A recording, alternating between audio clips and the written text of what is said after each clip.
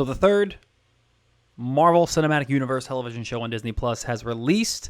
We finally have our first episode of Loki.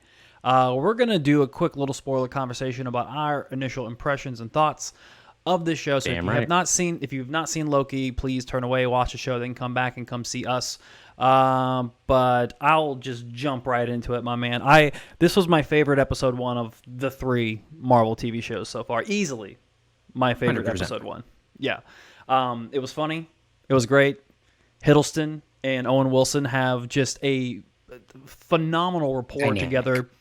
Yeah, just right off the bat, and to know that these guys are going to be going, tit for tat, and also working with each other throughout this and building a buddy cop relationship is really exciting. So I like where we're going. So what were your thoughts?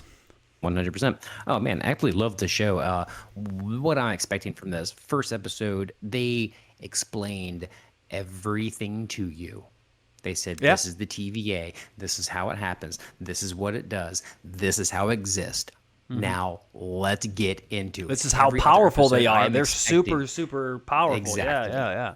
I'm just expecting every episode after this to be balls crazy with what's going on, because they already told you everything. You got everything explained to you. It was, in my opinion, that was like the best thing they could do, because they don't have to dredge on it or bring it out in every episode. It should now be crazy. So my cat Toothless is joining the show today, and he just wanted to be a part of this. You made a really good point, and that's something I never really thought about, was the fact that they got all the exposition, all the setup out of the way, and now it's about the adventure. We have an evil variant Loki that is out and about, wrecking havoc against the timeline. The timeline is in danger. It's in danger of everything that they did to explain this show. They also use it wasn't just like a boring exposition dump of just words going back and forth. They actually had it's kind of like the old adage of show don't tell. So on top of them explaining what was going on, they had a lot of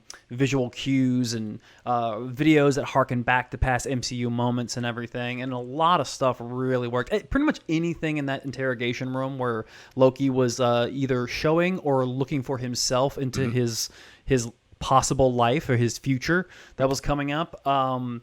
Every bit of that worked for me. I kind of had a feeling when he started going through his life that he was going to sneak ahead and see his death by Thanos and see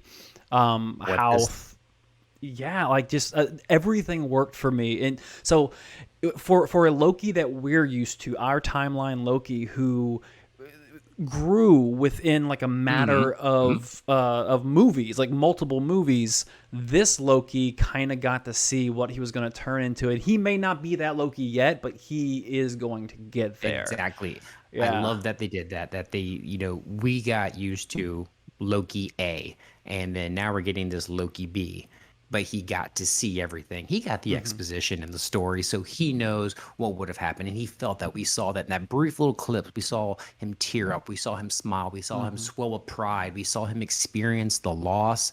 And then we saw him realize, wow, I actually tried to go out like a G, like a hero, and ended up getting fucked up. And in the film, that was it. So by his boss. Happy to see that, because by his boss, just hours ago, he was serving Thanos. Just hours ago, and to find out hours later, after you get your ass kicked, that this guy also kills you later on. That's a tough pill to swallow. I mean, that the show kind of glosses over that because so much does happen in this first episode, and it does kind of gloss over of the you saw his emotional impact. I just hope they in future episodes, we at least still get to see more of that internal struggle, because I don't think Loki should be just fixed. I'm a good guy now. I still want to see him. At all. I still want to see him struggle with this, and I have no doubt that that's the direction that they're going to go.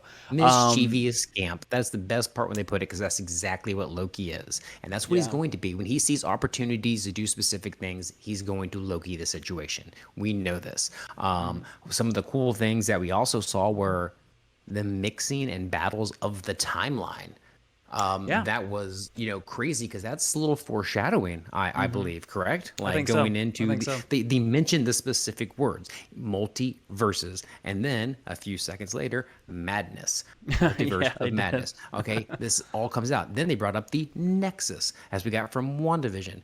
So the Miss Minutes commercial was, fantastic, and once again, explained everything to you and what the possibilities are, what has happened, and they gave you these cosmic beings that understand and thread this perfect timeline. And yes, this is supposed to happen, yes, this is meant to happen, yes, we're allowing this to happen. And so I'm really interested to see what the next couple episodes are going to be with this deviant or divergent Loki from another timeline or whatever the case may be, and then what they're going to run into and what time streams they might take and what we're going to see, because it's all leading up to the next phase, which is about to start getting the last half of this year. Yeah, and I think this season is going So good. to. Yeah, it's really great, man. I really enjoyed it, and it was good. It had a decent amount of, I wouldn't say necessarily action, but enough fast paced activity going on where it kind of didn't need like your normal Marvel action. Like Falcon and Winter Soldier Didn't need it. needs like action all the time, but Loki doesn't necessarily need that. But they still kept it rather active and interesting. You never felt bored. It never not felt like a MCU entity. The environment And was so active. There's so much going on in the background on this. yeah, there was, and I love the set piece. I love how this is an all powerful, all time consuming like force that oversees all the timelines. They're ultra. They mention it multiple times. No one's more powerful than us. We are time. Like Exactly. we watch Yeah, everything. they have infinity stones. But for as them, yes, paperweights. paperweights. But for them to like have their outfit, their equipment, their computers, and everything all kind of like lodged somewhere like in like the 40s and 50s and everything, like weird odd technology, like little somewhere in niche, between like the yeah. 40 and it's so great to see like all this like these arbiters of time have all this really old technology that they're working on, and like it looks like Don Draper's office from Mad Men, Yeah. like all over the place. I love that they themed it old, because it's almost like how people who control all of time, if they had to choose what time period, like this is the time period they chose. Yeah, it's interesting, right? Like you don't really think about that, but it seems like they did, and that's the time period they chose. So anyway, quick predictions. Anything in your mind that you think is going to happen? Anything that you're looking forward to? That or are you just kind of along for the ride? We are here for the ride, 'cause this isn't based off any comic. It's not. We have characters from the comics, but this is not based on any series. This is all MCU, fresh, raw. Here you go. So I am here for the ride. No predictions, no Mephisto, even though they actually gave us a stained glass mirror of an effing devil. But it's a red devil. But we understood the implications because it's the horns, Loki's horns. So that's what it's going to be. So really interested to see what's going to happen here. But yeah, I'm along for the ride, and my ticket is bought. And toot toot Loki Express. We're along for the ride on this train of entertainment, and I cannot wait for episode 2, and we will get it shortly because this show is on Wednesdays. I think this season is only 6 episodes, I think. I may be wrong, Yeah, but but I am all over 50 minutes, it looks like. Yeah, so this is going to go at a breakneck speed, regardless of the runtime of each Wham, episode. bam, 6 thank you, ma'am. episode. There's no room for fluff. It is all substance, all wheat, no chaff, and that is what we're going to give you here on the Travis and Peel Show as we continue to go on Loki. So you guys take care. Have a good one. Peace.